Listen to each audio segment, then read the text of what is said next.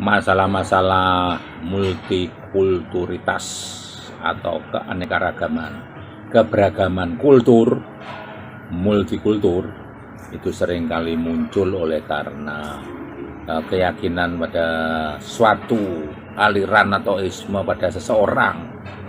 Dia menganggap dirinya paling benar dari situ. Dan ini pasti akan menimbulkan ekses yang lain salah oleh karena aku paling benar. Gitu, secara absolut dia mengatakan aku paling benar. Walaupun setiap orang sebetulnya mempunyai istilahnya objektivitas dan subjektivitas sendiri-sendiri.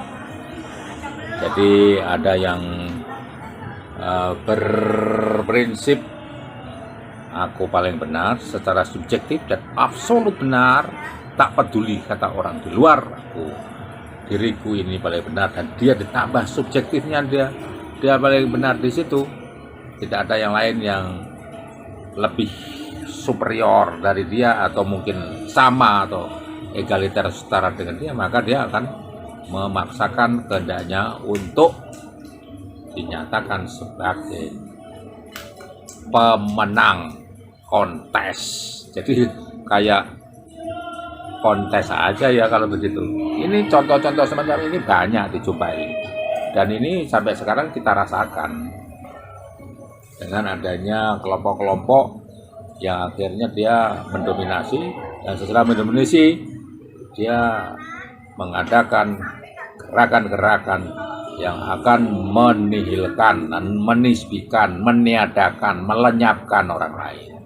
Dan biasanya karena pertentangan pemikiran itu sebegitu kuat antara satu orang dengan orang lain, ketika ada satu pendapat baru yang menurut dia merupakan jawaban dari teka-teki hakikat, maka dia akan mencaplok itu dan mencoba untuk mempraktikkan teori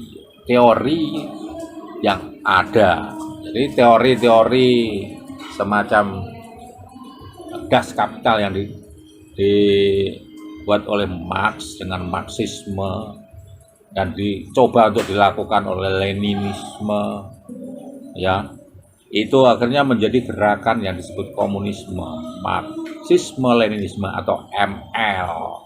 Itu adalah upaya untuk membuat teori menjadi praktis nyata terjadi dengan keyakinan bahwa itu yang paling benar sehingga meniadakan yang lain. Dan yang kasus-kasus semacam ini tidak hanya dialami dan dilakukan oleh paham komunisme, tetapi semua aliran yang mengatakan akhirnya dia itu paling benar, pada ujung-ujungnya dia akan meniadakan multikulturalisme atau apalagi pluralisme keberagaman. Nah, di sini contohnya dari sepanjang abad yang ada.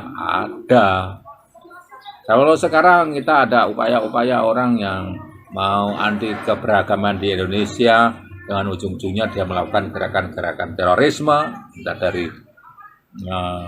paham agama A, agama B, ya dia tampak betul gerakannya itu menganggap dirinya paling benar dan meniadakan itu, sehingga di sini diwaspadai oleh pemerintah yang menganut paham multikultur dan plural. Dalam hal ini Indonesia Bhinneka Tunggal Ika, bukan paham agama, apalagi agama tertentu yang ingin membentuk negara ini menjadi negara agama. Dan ini yang dialami oleh bangsa-bangsa sepanjang dulu. Bangsa Indonesia sendiri misalnya sudah mengalami pada tahun 60-an, itu makanya ada peristiwa gerakan 30 September itu oleh paham lain. Kalau dulu komunisme yang dinyatakan sebagai suatu paham yang mau benar dan menang sendiri, ya sekarang dalam khilafah itu mau benar dan menang sendiri dengan contoh-contoh gejala-gejala yang ada di masyarakat.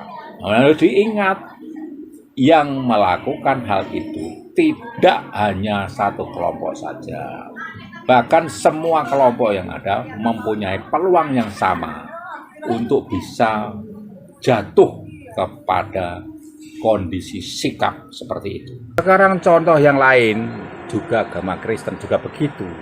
Di Belanda pada saat abad 16 juga mengalami.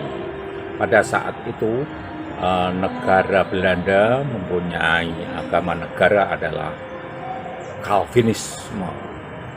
Ketika Kristen Calvin ini berkuasa atas kenegaraan dengan tokoh-tokohnya di situ dipengaruhi oleh paham agama yang dianutnya, di mana menyatakan ada paham dipilih oleh Tuhan sebagai orang yang selamat, dan di luar itu ada orang lain yang dipilih untuk tidak selamat. Itu maknanya paham predestinasi ganda. Di situ berlaku untuk keagamaan, dan ini tidak berhenti pada sikap teologi atau keagamaan mereka. Itu berpengaruh kepada sikap sosial politik bermasyarakat, sehingga pada saat itu catatan sejarah mengatakan agama-agama lain yang tidak mengikuti mereka dan paham ini tidak mendapatkan tempat yang sewajarnya, bahkan cenderung untuk dilawan, meskipun ada netralisasi dengan undang-undang dan sebagainya yang membuat ada multikultur itu terjadi. Dan namun pada saat awal Protestan dengan Zwingli sebagai salah seorang bapak reformasi di Swiss, itu jelas sekali Swiss Zurich yang agamanya Zwinglian, Kristen Zwinglian, itu menganggap dia yang paling benar dan mengatakan paham lain apalagi Katolik dan yang tidak sesuai dengan doktrin-doktrinnya itu salah. Dan ini tampak pada gerakan mereka anti-Katolik, peperangan dengan Katolik, dan selain itu juga ada peperangan dengan Kristen juga yang tidak sesuai dengan mereka, yaitu Anabaptis. Anabaptis itu tokohnya sampai ditenggelamkan oleh karena mereka berbeda kepercayaan hanya soal baptisan untuk anak dan orang dewasa. Yang Anabaptis mengatakan baptisan itu harus pada orang dewasa yang sudah mengetahui arti pertobatan, sedangkan Zwinglian baptisan pada anak-anak juga oke. Dan ini terjadi pertentangan dan pertempuran yang dahsyat. Bahkan catatan sejarah mengatakan perlawanan Zwinglian, Protestan Zwinglian terhadap Anabaptis itu lebih kuat daripada Katolik yang menjadi akar perlawanan mereka semula. Semuanya ini hanya karena keyakinan yang berlebihan pada dirinya sendiri sebagai yang paling benar dan berpengaruh pada sosial politik di masyarakat.